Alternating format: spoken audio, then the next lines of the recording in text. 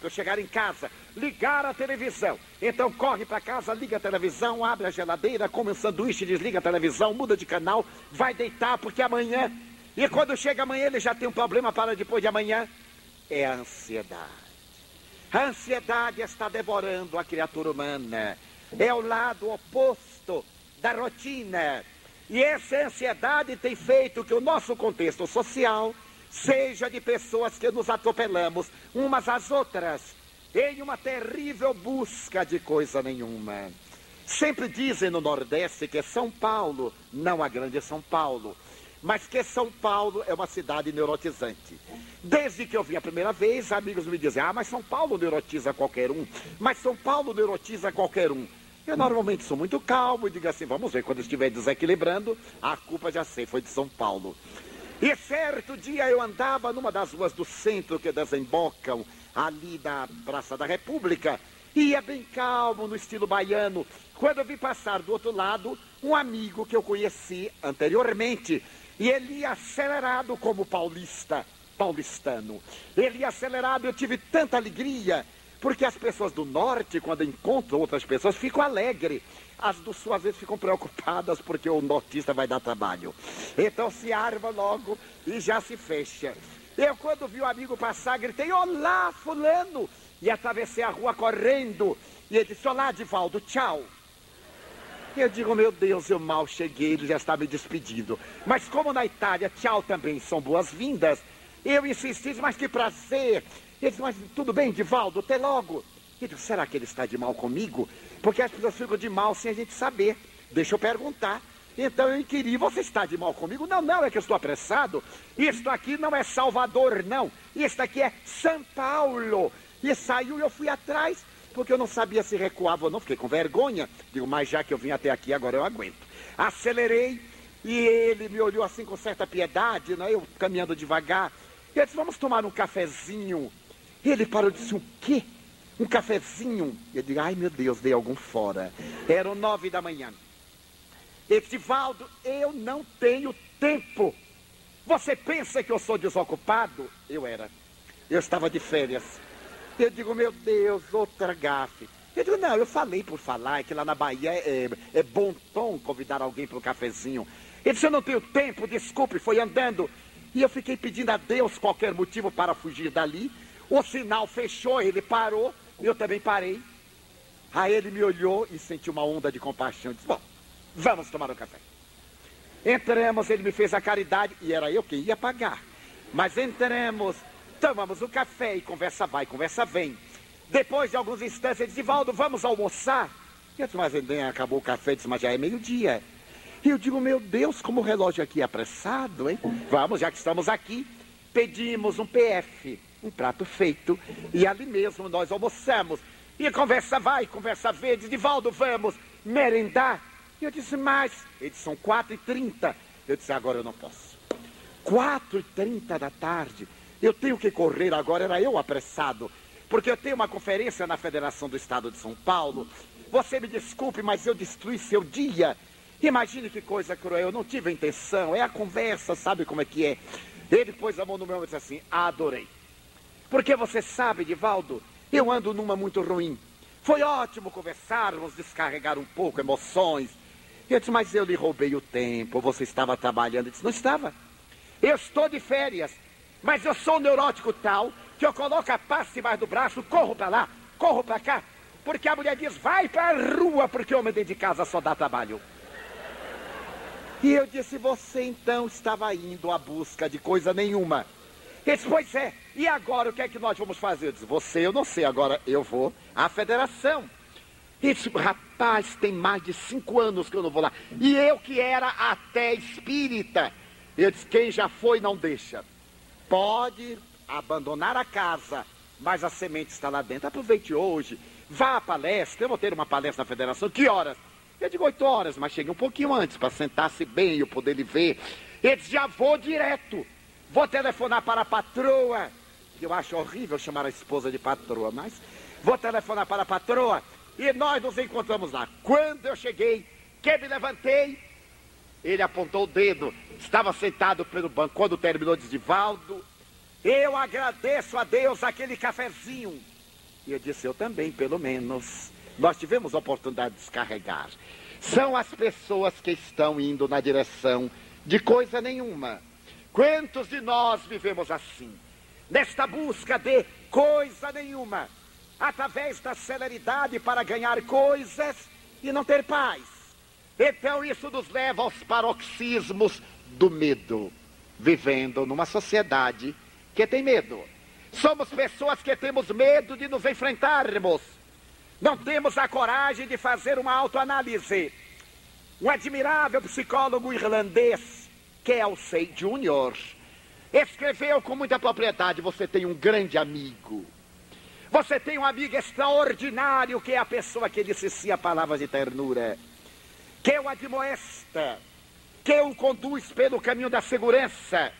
Você tem um amigo que o ajuda em todos os passos da vida. Mas você tem um grande inimigo. Todo mundo tem um inimigo terrível, que conspira contra a sua paz, que trabalha solapando os alicerces da sua vida. Se você quiser saber quem é o seu amigo, quem é o seu inimigo, aproxime-se do espelho e diga: olá. Você está olhando para ele. As pessoas têm medo de enfrentar a sua realidade. O espelho mental, a autoanálise, a busca de si mesmo. E por isso, na linguagem psicológica, nós vivemos projetando as nossas sombras, analisando os outros, diminuindo o valor dos outros, perseguindo os outros no lar, no trabalho, na rua, em nosso relacionamento social. É a sombra psicológica. A imagem negativa, aquele eu que nós negamos e não queremos reconhecer, emerge do nosso inconsciente e projetamos. Para que possamos vencer isso, é necessário sairmos do medo de amar, do medo de querer bem, do medo de ter amigos, porque vivemos um contexto em que a agressividade, a violência criaram determinados estágios do processo evolutivo, que o homem, na linguagem de Dante Alighieri, passou a ser o lobo do próprio homem. Se uma pessoa se acerca de nós, já nos armamos e dizemos: que será que quer? Nós nos perguntamos. Se é cortês, é gentil e amável, nós temos o hábito de acreditar que nos está enganando para dar um golpe. Se é rude, nós bloqueamos, porque é uma pessoa desagradável, porque temos medo de que a pessoa nos conheça. Não nos temos medo de queixar, de reclamar, de agredir, mas temos medo de desvelar-nos. E esse tipo de medo nós transferimos e vivemos um contexto de medo. Uma senhora chegou-se até mim e me disse: irmão Divaldo, por que você não transfere a hora das reuniões de 8 da noite para 4 da tarde? Eu disse: porque um grande número de pessoas trabalha a esta hora. Mas por quê? Por causa da agressividade urbana, por causa da violência. Eu digo: mas os bancos são roubados de dia, minha irmã. Não tem mais hora para o agressivo nem para o bandido. Só há uma arma contra o crime, é a paz interior. E que a pessoa pode tomar coisas, mas não nos toma a nós. Ah, então eu acho que vou deixar de frequentar a reunião. Eu digo: então a senhora tem que ir para um lugar onde não tenha gente. Porque dentro do apartamento a gente também vai agredido. A gente vai roubado. E me lembrei de uma criança que durante a Guerra Fria nos Estados Unidos, psicanalizada por um eminente investigador, ela disse: mas falam tanto de que as bombas vão cair do céu. O senhor não poderia me dizer um lugar onde não exista céu para eu ir morar? Porque aí não haverá perigo de cair bombas. Então o nosso problema do medo torna a situação muito pior. E nós vivemos com medo de nós mesmos. E esse medo nós projetamos nas outras criaturas. E neste relacionamento do medo fazemos os estados de angústia. Aquele estado de insegurança emocional, começando a fugir de todos estes fatores mesológicos e psicológicos, encarcerando-nos em uma situação que nos leva aos estados profundos da depressão, da psicose maníaco-depressiva, e para fugir ao medo, caminhando para o suicídio. Tenho encontrado pessoas que me dizem: se eu tiver câncer, eu me matarei antes para não morrer de câncer. Eu digo, e morre de suicídio. Ah, mas é melhor. Se eu tiver a AIDS, eu me matarei antes. Eu disse, pois se eu tiver AIDS, câncer, tuberculose e lepra, eu vou tentar vencê-los. Porque enquanto há vida, há esperança. Mas em realidade a pessoa não tem medo da doença. Tem medo de enfrentar a sua própria realidade. E por quê? Porque não logrou o amadurecimento psicológico. Perdeu a sua identidade. Constituímos uma sociedade de pessoas não identificadas com seu próprio eu. Temos a imensa preocupação de parecer o que agrada aos outros, não de ser cada um o que é. Isso ainda está vivo na minha consciência, porque espírita há mais de 40 anos, há 20 anos atrás, há 30, um grande número de pessoas, principalmente de projeção social, tinham muito medo de se tornar espíritas, porque não era de bom tom. Ser espírita era ser uma pessoa psicopata, era ser histérico, era ser pobre, era ser gentinha. E aquelas pessoas que se acreditavam superiores, mais ricas, mais cultas, me dizem, pois é, Edivaldo, porque você sabe agora que eu sou espiritualista. Eu sorria e dizia, não sabia. Sou. Tenho lido muito Allan Kardec. Eu digo, não, mas Allan Kardec é espírita. Sim, sim, mas eu sou espiritualista. Eu digo, mas o macumbeiro também é espiritualista. Allan Kardec fez uma diferença basilar entre o espiritualista genérico e o espírita, que por situação é espiritualista. Mas nem todo espiritualista é espiritista. Porque para ser espiritualista basta crer na imortalidade da alma. Mas para ser espiritista são necessárias várias credenciais. E explicava. E a pessoa sempre dizia, porque nós, os espiritualistas, era o medo, a perda de identidade, a falta de coragem de assumir uma convicção interior, porque isso desagradava o contexto. E a pessoa tem muita preocupação de agradar a opinião alheia, o que faz uma dicotomia entre o comportamento e o estado real, tornando-nos pessoas inseguras. Porque eu procuro ser aquilo que os outros pensam que eu sou, e porque eu não sou, eu faço um conflito na minha personalidade. Já narramos algures esta experiência que o mesmo psicólogo referido chama a preocupação de ser homem-espelho. Não é o homem no espelho, mas é o homem-espelho que reflete os outros.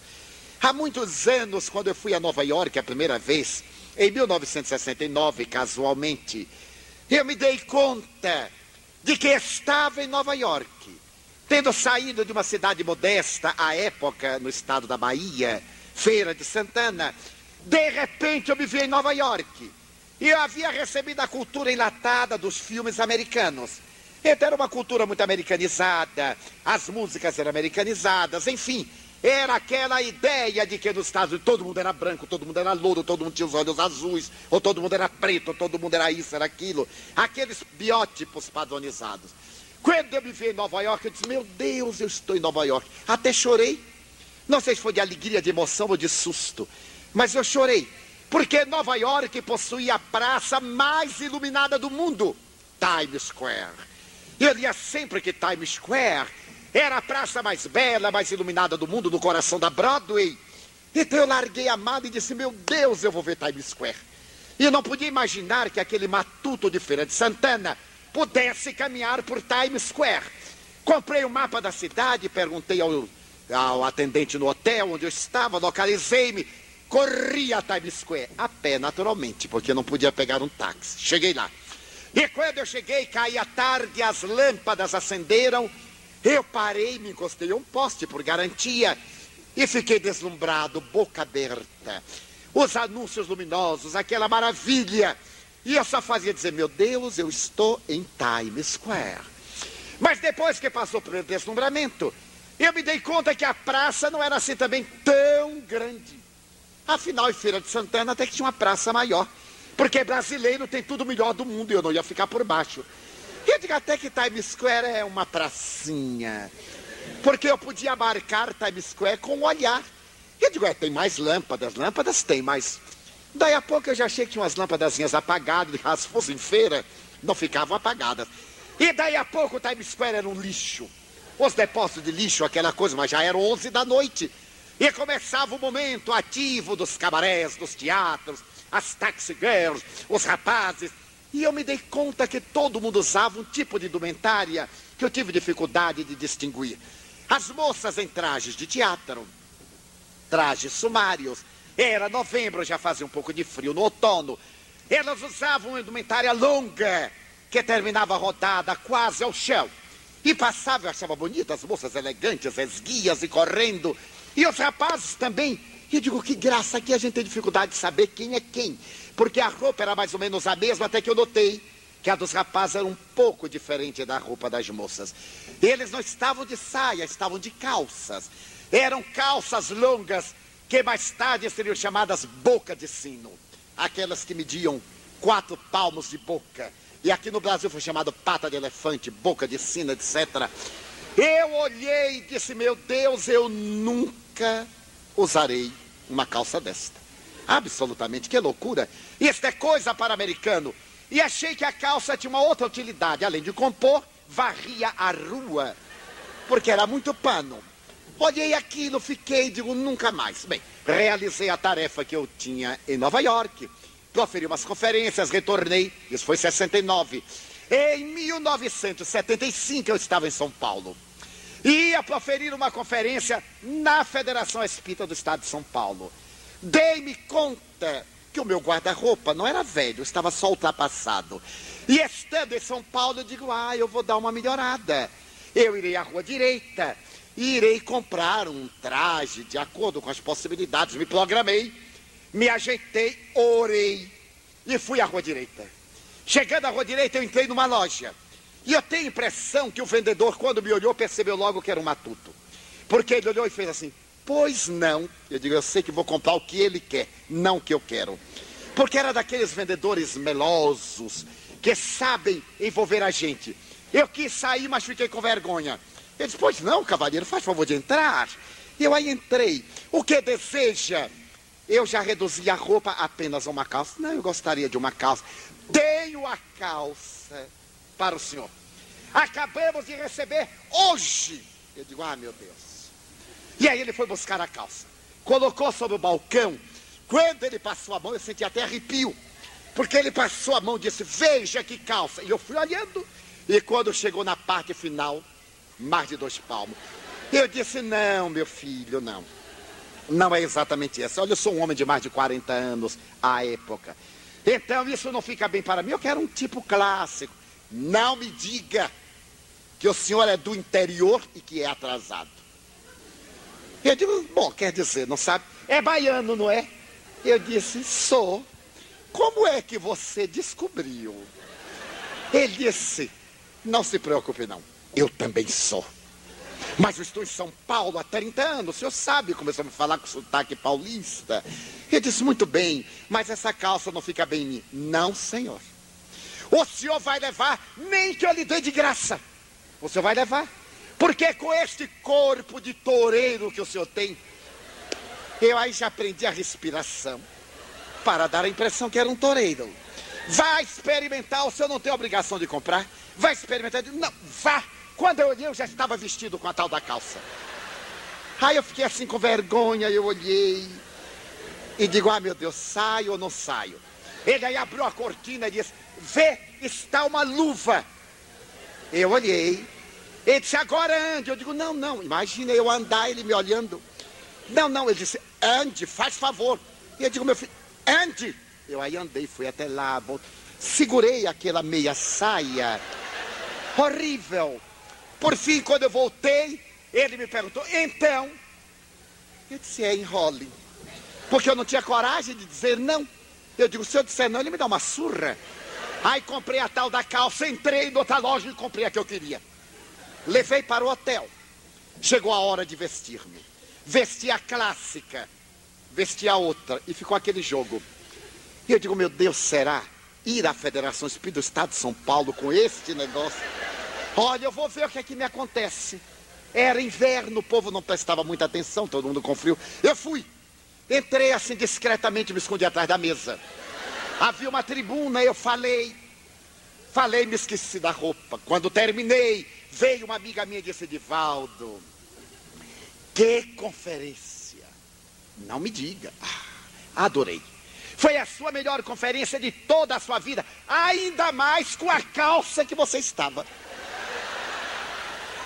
Eu disse, não me diga. Aí eu olhei assim meio com vergonha, vai ver que ela está ironizando.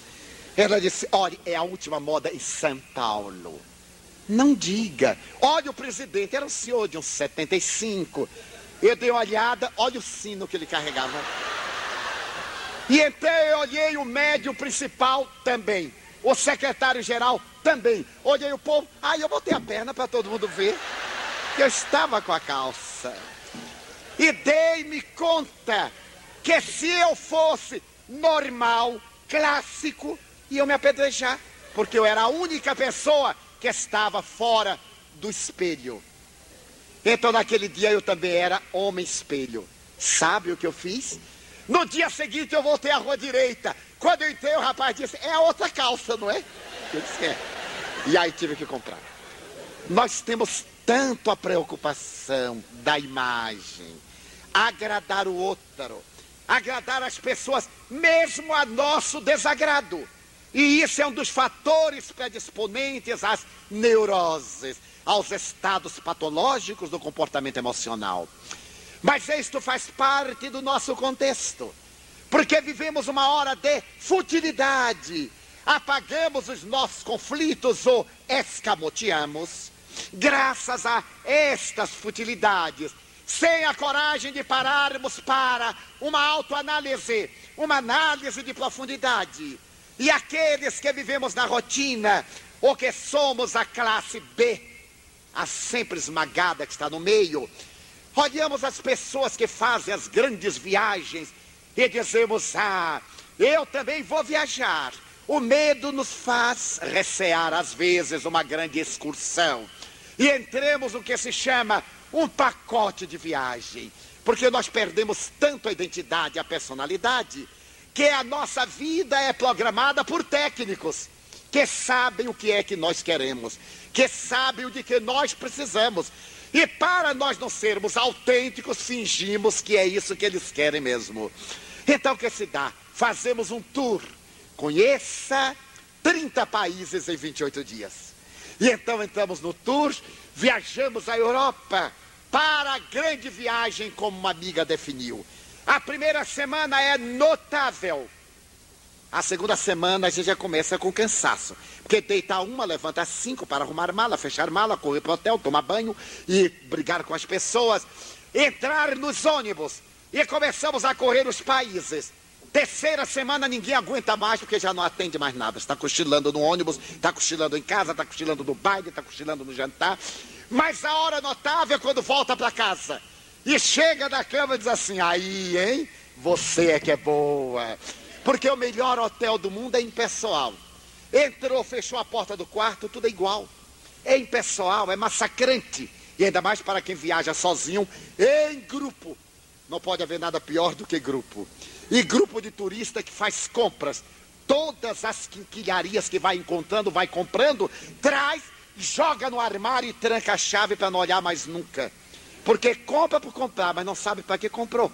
E guarda, um dia a gente abre e diz assim, nossa, eu comprei isto. Para que foi mesmo que eu comprei? Mas todo mundo estava comprando, a gente não ia deixar de comprar. E a amiga me definia, essas viagens são muito curiosas. Todo mundo volta com problema de coluna. Eu disse, mas que tem a ver a viagem com a coluna? Sim, porque a gente entra no ônibus. E o guia, muito simpático, ele ganha para isso, faz. Agora estamos andando pela 5ª Avenida. Aí diz, meu Deus, eu estou em Nova York. À esquerda, a Catedral de São Patrício. À direita, o Museu de Antropologia. À esquerda, à direita, em frente, à esquerda. E a gente vai. Se é uma viagem à Europa, é muito pior. Estamos em pleno coração de Londres. Aqui estamos em Piccadilly Circus. A gente olha, ali está a estátua de Nelson. A gente nunca vê direito no ônibus, mas vê um pedaço. Ali está o bairro do Sorro. Ali está o Palácio de Buckingham. E quando a gente volta, a gente vai contar aos amigos. Os amigos já sabem que vai ser a coisa mais desagradável da Terra. Mas vai porque vai ter um lanche. E quem tem máquina, quem tem filmadora que grava tudo, é horrível.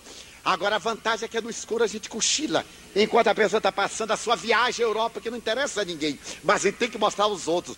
Porque o êxito da viagem é fazer inveja em quem nunca foi. Ou então quem já foi diz assim, eu conheço, eu também estive lá. Eu também estive lá. Então é uma felicidade quimérica. E o curioso, quando nós vamos contar, os médios que não têm máquinas gravadoras, nós assim, porque quando eu estive na Inglaterra, eu fui visitar o Scala, não é da Inglaterra. Eu fui ao Louvre, não é da Inglaterra. Sim, quando nós estivemos na Torre Eiffel, em plena Roma, não, é num lugar que tem lá, eu não me lembro não, mas eu sei que tem. Porque é tanta informação que a cabeça não aguenta.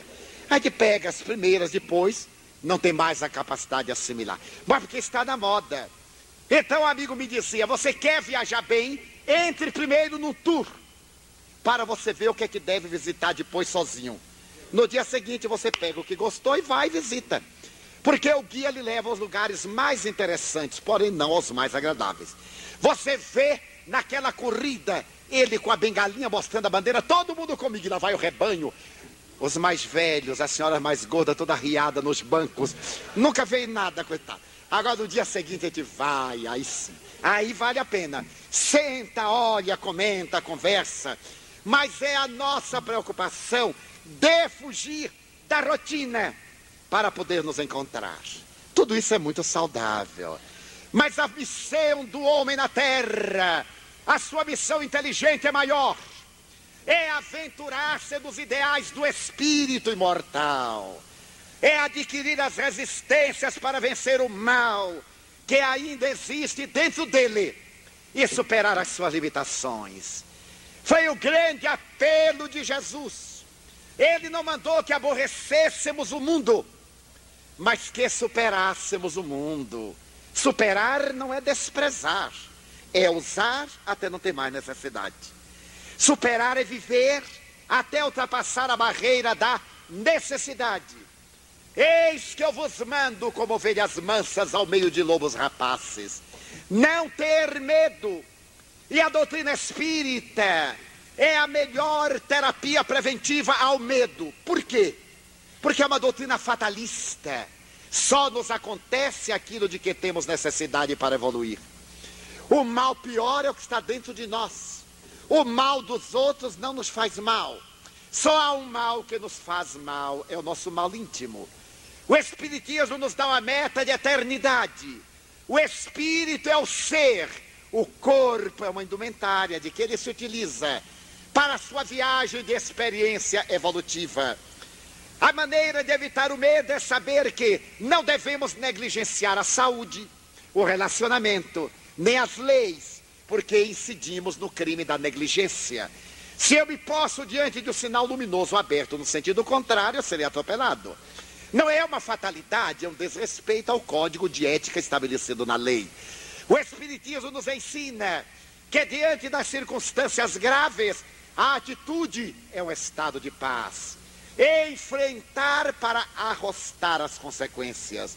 E ter como meta interior que mesmo a morte é um passo para a vida. Quando eu exercitava a mediunidade há muitos anos, um dia o espírito Marco Prisco me escreveu uma página que deveria servir de roteiro à minha vida. Dizia ele à minha juventude: nunca te precipites, nunca mantenhas ansiedade, não te desarmonizes interiormente. Mesmo diante da ofensa, da agressão e do mal, se alguém te ofender com palavras ásperas, agradece a Deus. Porque esse alguém poderia te agredir fisicamente. E se alguém te agredir fisicamente, agradece a Deus. Porque esse alguém poderia matar-te. Se alguém te matar, agradece também a Deus, porque poderia ser tu o assassino. E é muito pior ser o algoz do que ser vítima. Isto me serviu de roteiro na vida. Toda vez que algo de ansiedade e de desequilíbrio me aparece, eu reajo com a colocação, mas podia ser pior. E mesmo que me advenha a morte, podia ser pior. Porque a morte é uma libertação, principalmente para aqueles que projetam os olhos na direção da imortalidade. Para diminuir esse estado de neurose, de psicose, esse estado de alienação mental que domina a terra, Jesus mandou o Consolador, mandou a doutrina espírita, esse tratado de higiene mental, para nos dar segurança diante do relacionamento humano, a certeza inabalável de que somos seres espirituais, momentaneamente envoltos na indumentária carnal. A nossa meta é a imortalidade, o nosso trânsito é a vida corporal. A doutrina espírita chega à Terra no momento em que o homem, no estado paroxístico de alienação, tem necessidade de apoio. Um dia, terminando uma conferência, alguém se me acercou e, do estado de profunda neurose, distendeu-me as mãos e me perguntou: que lhe dizem minhas mãos? Era uma pergunta estranha. Olhei para aquele homem e recordei-me de uma peça de Albert Camus, O Estranho. Me recordei também de Arthur Miller, Na Morte do Caixeiro Viajante Referido. Meu Deus, que me podiam dizer aquelas duas mãos pálidas e trêmulas? Olhei-lhe o rosto. Era um homem de 40 anos, de fino trato, boa aparência. Mas que me podiam dizer as mãos? Ia dar-lhe uma justificativa qualquer para quebrar o momento desagradável, quando o espírito Joana de Ângeles, minha instrutora espiritual, me sugeriu: toma-lhe nas tuas as suas mãos. Eu as segurei, estavam úmidas, a sudorese típica do colapso periférico, a algidez, a falta da irrigação sanguínea, o tremor da ansiedade. E ela me disse: afirma-lhe que as mãos dele te dizem que são inocentes. Pareceu-me uma coisa absurda, mas olhei-o nos olhos e lhe respondi: as mãos do Senhor me afirmam que são inocentes. Você me garante? Sim, Senhor. Posso ficar tranquilo? Com absoluta serenidade. O senhor tem certeza? Digo sim, porque suas mãos estão a dizer-me que são inocentes. Ele começou a chorar e disse: estou numa conjuntura difícil. Eu sou um professor de medicina, sou cirurgião, sou pulmologista. E o senhor imagine que meu pai acaba de morrer há menos de 10 dias. Meu pai era vítima de um efizema pulmonar, eu era seu médico, apesar do vínculo emocional. E naquela noite fatídica, ele teve uma problemática coronariana e eu lhe dei um vasodilatador. E daí a pouco ele teve uma parada cardíaca, eu apliquei respiração boca a boca. Ainda levei-o ao pronto-socorro, mas não logrei o resultado almejado, que era salvar a vida pela deficiência respiratória. Mas depois que ele foi inumado, minha mãe me disse que eu o havia assassinado. Era um parricídio, porque nós somos uma das famílias mais ricas desse estado. É um estado próspero. E ela me disse que eu matei para poder adentrar-me imediatamente na herança. Eu sou também um homem rico. Sou casado, tenho 2 filhos. Tenho uma sólida posição econômica. Mas minha mãe me acusar disso criou-me um conflito, ainda mais que o meu único irmão afirma que eu apressei a morte de papai para poder repartir a herança. E eles passaram a dizer-me com tanta segurança que eu estou em conflito. Eu comecei a fazer um clima psicótico e comecei a achar que inconscientemente eu queria matá-lo. Daí eu queria saber se estas mãos são parricidas. O senhor me garante que eu sou inocente? Eu digo: garanta ao senhor que é inocente. Ele digo mais: defenda-se perante a justiça. Já que o senhor é um homem rico, contrate o melhor advogado criminalista ou advogados. Defenda-se sem entrar em briga com sua mãe. Já que o processo vai à justiça, que ela constituiu advogados, então o senhor terá que se defender, porque também é pai. Desculpe-a, mas enfrente a situação. Falei-lhe demoradamente, ele disse: senhor Divaldo, eu irei fazer isso. Eu digo: faça-o. E quando os resultados vierem, o senhor me dirá alguma coisa. Ele disse: mas o problema é que eu não creio em Deus. Eu não creio na imortalidade da alma, eu não creio em nada. Eu digo: mas pelo menos crê na sua honorabilidade. O senhor sabe conscientemente que eu não desejo a morte do pai. Conversamos uma meia hora e ele disse: Agora eu fico muito feliz de o senhor sair daqui com suas mãos coradas. Toquei-lhe o ombro e ele me disse, se eu me libertar do problema, como eu lhe poderei agradecer? Lendo-me este livro, o Livro dos Espíritos de Allan Kardec. Se o senhor me deseja retribuir, leia este livro. E se deseja ficar meu amigo, leia este outro, o Evangelho segundo o Espiritismo. Leia um e leia outro. Um é um tratado de filosofia, o outro é um tratado de teologia. Ambos levam a finalidade da paz do Espírito. Ele se despediu e se foi. Passaram-se meses que eu não conseguia anotar. Um dia alguém me chama ao telefone e me pergunta, lembra-se de mim? Eu digo, pelo menos diga seu nome, porque eu não estou vendo quem é. Ah, fulano de tal. Eu digo, sim, senhor. O senhor é uma pessoa inesquecível, eu me lembro do problema do paizinho, da mãe, do irmão. Mas, senhor Divaldo, que memória? Eu digo, não é memória, o senhor me contou. Seria um desrespeito eu não me lembrar. Senhor Divaldo, quero dizer-lhe uma coisa. Pois não. A queixa foi retirada. Eu consegui convencer mamãe da minha inocência, porque eu pedi o exame das vísceras de papai, não havia vestígios de nenhum tóxico, foi comprovada a morte, a causa mortis do seu enfisema pulmonar, outros médicos atestaram que ele tinha outros médicos, e mamãe me disse que foi o trauma, me pediu perdão com meu irmão, então voltemos à paz, e eu agora quero lhe agradecer. Eu disse, então, o senhor já deve estar lendo o livro. Sim, estou lendo os livros. E quero dizer-lhe uma coisa. O testamento foi aberto e para mostrar à mamãe que eu não tinha o menor interesse nos bens de papai, eu renunciei à minha parte.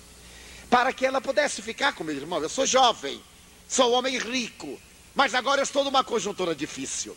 Mamãe também é muito rica e ela me disse que não quer a parte que a mim me cabe. Eu então tive a ideia de oferecer a mansão do caminho. E eu digo, meu filho, peraí, tragam-me uma cadeira, pelo amor de Deus, porque eu estava de pé.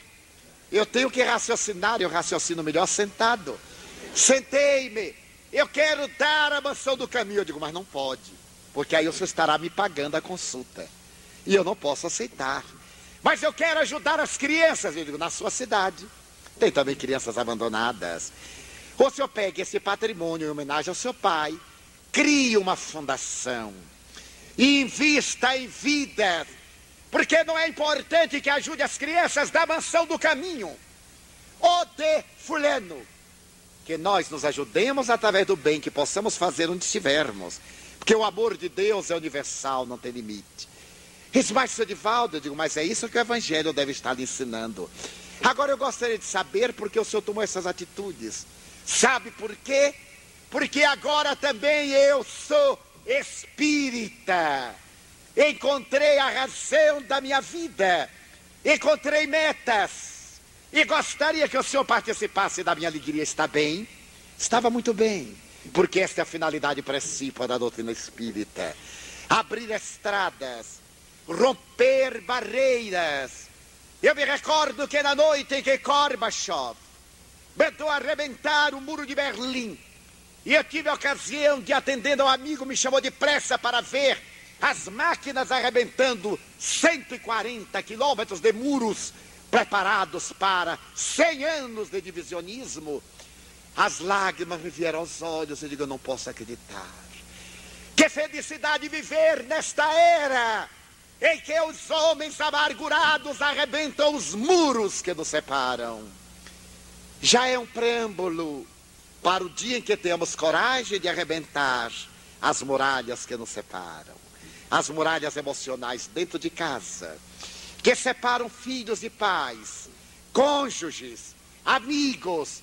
Esta muralha transparente, de cristal resistente. A gente vê o outro, mas não atravessa. Nessa noite eu orei a Deus com a imagem do muro da vergonha despedaçado por picaretas e máquinas.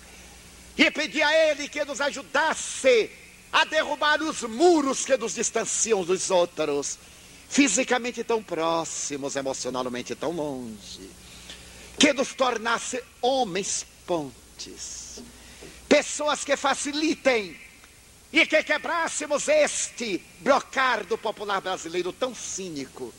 Se a gente pode dificultar, para que facilitar? E nós pudéssemos ser homens passagem. Alguém está em aflição, sejamos nós aquele que tem a honra de lhe facilitar o trânsito. Deixar de ser pessoas bloqueio, porque a doutrina espírita é a ponte entre a criatura e o Criador, para que transitemos livremente seus muros da vergonha emocional e possamos encontrar a nossa identidade. Qual será essa identidade que o amadurecimento psicológico nos dará? É o Cristo que vive dentro de nós. Allan Kardec perguntou e os espíritos responderam: onde estão escritas as leis de Deus? Na consciência. Carlos Gustavo Jung, o pai dos arquétipos e da psicanálise analítica, afirma que a consciência é o estágio mais elevado da criatura humana. No processo sociológico antropológico do ser, na sua historiografia, o homem, o ser, adquirindo a consciência, atingiu a sua plenitude, o discernimento do bem e do mal. A razão, que pode distinguir entre o certo e o errado, que pode conceber a abstração, o que Mirwart, o grande antropólogo inglês do começo do século, dizia: o homem difere dos outros animais por uma série de peculiaridades, pela capacidade de abstrair-se, pela inteligência, pela razão, pelo discernimento, pela consciência, pelo instinto da inteligência lúcida. Então esta consciência programada por Carlos Gustavo Jung é o estágio Deus em nós. Mas concluiríamos dizendo que ao atingir esse estado de consciência, o homem logra a plenitude quando ele se torna a ponte, o médium. Não necessariamente de espíritos desencarnados, mas o instrumento do bem, do amor, da solidariedade, quando eles são as mãos estendidas para ajudar. É o sorriso jovial para diminuir o transe. Me dizia um dia Chico Xavier, eu estava atendendo de pé, quando o homem chegou até mim e disse: Chico, vou lhe contar um segredo, mas se você disser a alguém, eu o matarei. Sabe qual é o segredo? Eu sou homicida. Você ouviu falar do crime tal e tal e tal? Fui eu quem matou. E se alguém descobrir, foi você que contou. Aí o Chico me disse: eu desmaiei. Quando eu voltei ao normal, Emmanuel me olhava e me disse: de agora por diante, o senhor vai ter que atender as pessoas sentadas para desmaiar com dignidade. Desmaiar sem cair. Então, meu filho, eu me sento e encosto na parede, porque quando a coisa é muito séria, eu abro a boca, desmaio e ele pensa que eu estou somente assustado. Recupera a razão. Então, a necessidade de sermos homens ponte. Um dia uma moça me dizia: seu Divaldo, entre os anos de 1962 e 1974, eu pratiquei 18 abortos. Eu disse: que bom, hein? Ele disse: o senhor acha bom? Eu digo: acho. Porque você já praticou, colocou o verbo no tempo passado. Certamente não vai praticar mais. Ela disse: não, senhor. Eu digo: ah, então, que bom, é passado. Ah, mas eu devo. Eu digo: não há problema, porque vai pagar. Isso aí é um problema seu com Deus, eu não posso me meter. Você vai pagar, mas não piore a situação. E o senhor não fica escandalizado? Eu digo: por quê? Não posso restituir a vida dessas almas. Você tem a coragem de reconhecer o erro. Mas, senhor Divaldo, o senhor não me acha uma criminosa? Eu digo: não, porque eu nunca estudei direito e não sei se está certo ou está errado. Sua consciência é que vai lhe dizer. Que é que lhe diz a consciência? Que eu sou uma criminosa. Eu digo: então, está no momento de deixar de sê-lo. Torne-se uma servidora de Deus. Você praticou quantos? 16 abortos. Eu digo: minha filha, então salve 32 vidas, desdobrado. Você parece ter uma boa situação econômica. Eu vou lhe dar o endereço aqui nas invasões da favela. E você adota emocionalmente 30 crianças, manda abrir uma escola. Deus não é um vingador, é o Pai de amor. Ele disse, mas eu não pensei que alguém pudesse olhar isso com tanta naturalidade. Ele diz, a nossa missão não é censurar quem erra, é dar a mão para que saia do erro. Você acha que eu não terei também os meus graves delitos, conscientes e inconscientemente? Eu irei despertar no momento da minha consciência lúcida. Ela está bloqueada. Então eu terei que exercer misericórdia com meu irmão para que a minha consciência tenha misericórdia para comigo. Mas o senhor acha que eu fiz certo? Eu digo, aí é outra coisa. Você que sabe se fez certo ou não. Se você está me contando e está com a consciência de culpa, é porque sabe que não tem o direito de matar. Agora a lei divina proíbe matar. Mas não vou lhe colocar com mais conflitos do que aqueles que você já tem.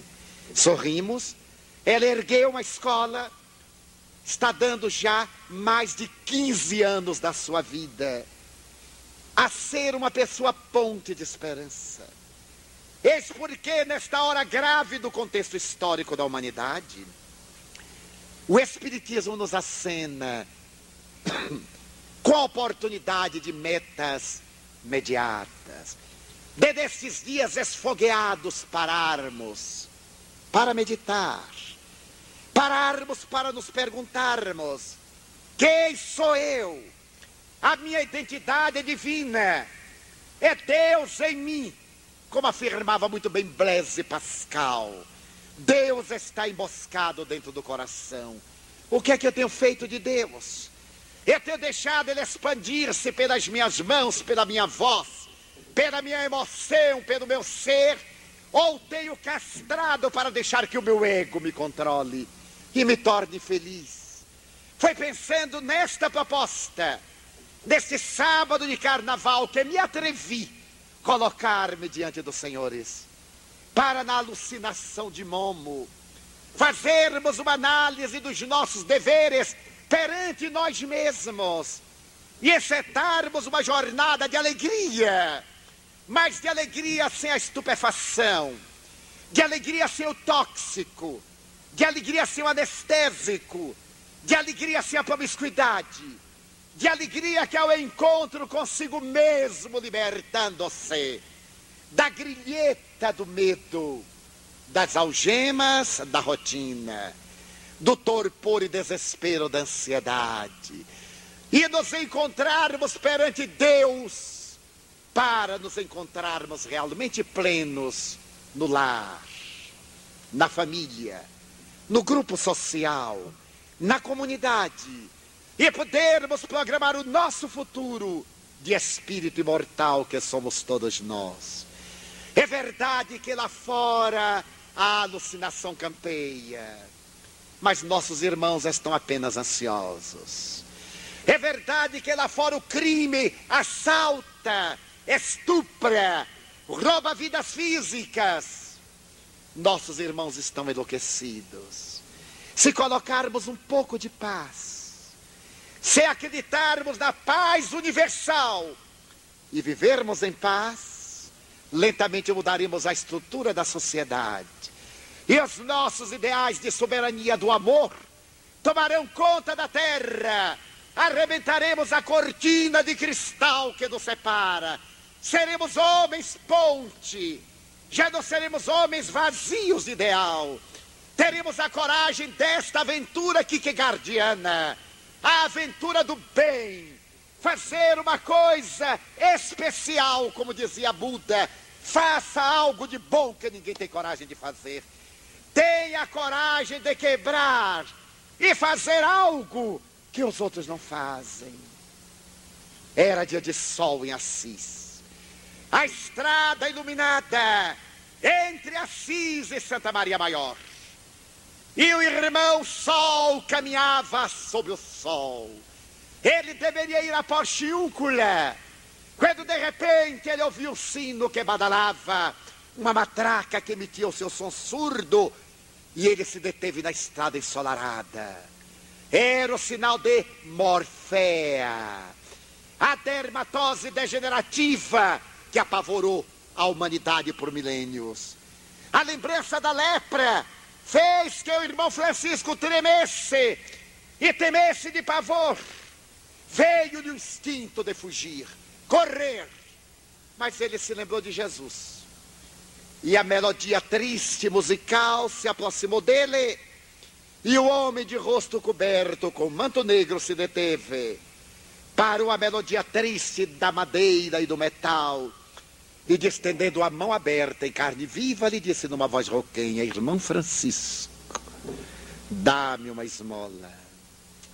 O pobrezinho de Assis removeu mentalmente os bolsos do casaco velho. Não tinha nada a dar, mas introduzindo-lhe as mãos encontrou miserável moeda.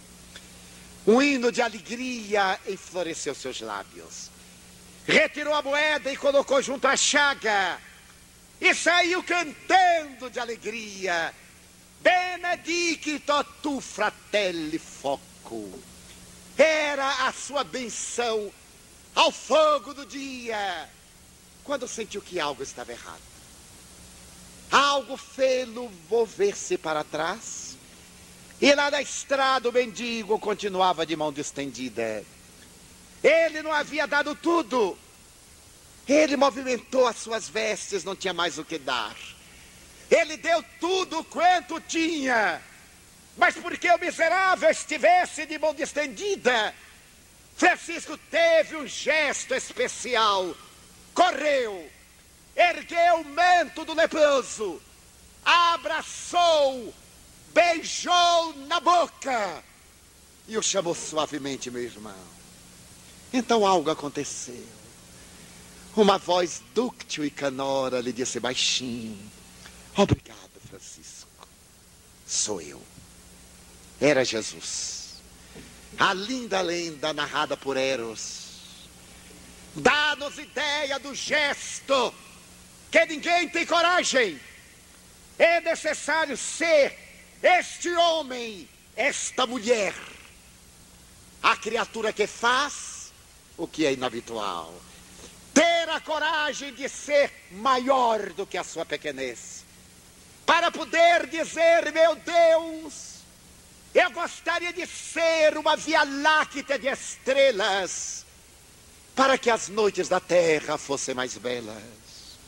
Mas na minha pequenez, eu te digo desta vez, já que eu não posso ser uma constelação, deixa-me ser um pirilampo em noite escura, iluminando a amargura de quem anda na solidão. Eu gostaria de ser como a chuva generosa, que tomasse sobre a terra porosa e permeasse e reverdecesse o chão. Mas na impossibilidade de lograr, eu te quero rogar, já que eu não posso ser a chuva, deixa-me ser o copo de água fria, batendo a sede e a agonia de quem anda na desesperação. Eu gostaria de ser um jardim de flores, de todas as cores, para embelezar a terra. Mas na solidão que minha alma encerra, se eu não posso ser um jardim, deixa-me ser uma rosa, por fim, na saliência da rocha, dando beleza ao cartel da natureza. Eu queria ser um trigal maduro, para repletar da humanidade a mesa com pão. Mas na minha miserabilidade, Senhor, na minha solidão, se eu não conseguir, eu te venho pedir para ser um grão, que caindo do chão me multiplique no milhão, e atenda a fome da humanidade com pão. Eu gostaria de ser a montanha altaneira, de onde tivesse a visão da terra inteira. Mas, se eu não lograr, eu te venho rogar para ser uma pedra pavimentando o chão por onde o herói chegue ao seu fanal. Gostaria também de ser uma escada, para levar o homem ao seu grande ideal. Mas como eu não vou conseguir, eu te peço para ser para ele o primeiro degrau. Eu gostaria de ser um bosque, um pomar de frutos maduros, ser uma floresta generosa, para albergar animais e homens cansados da vida. Mas como eu nunca poderei lograr, eu te irei rogar para ser uma árvore desgalhada na estrada, projetando sombra no chão, E quando alguém passar de mansinho, ele diga sorrindo com carinho: olá, meu amigo. E se ele me perguntar quem és tu, eu lhe possa dizer: sou teu irmão. Irei contigo, dá-me tua mão, sou teu amigo. E lado a lado eu possa proclamar: Senhor, eu gostaria de ser poeta, orador, esteta, artista, musicista, para cantar a beleza do poema da natureza e a mensagem do teu amor. Mas se eu não conseguir, porque me falta o éstero, a magia, a beleza, a sintonia, eu te pedirei para ser a ponte da fraternidade e chegar alguém e dizer: vem, meu amigo, e poder cantar-te: obrigado, Senhor, porque eu nasci. Muito obrigado, porque eu creio em ti, pelo teu amor. Obrigado, Senhor. Muito obrigado, senhores.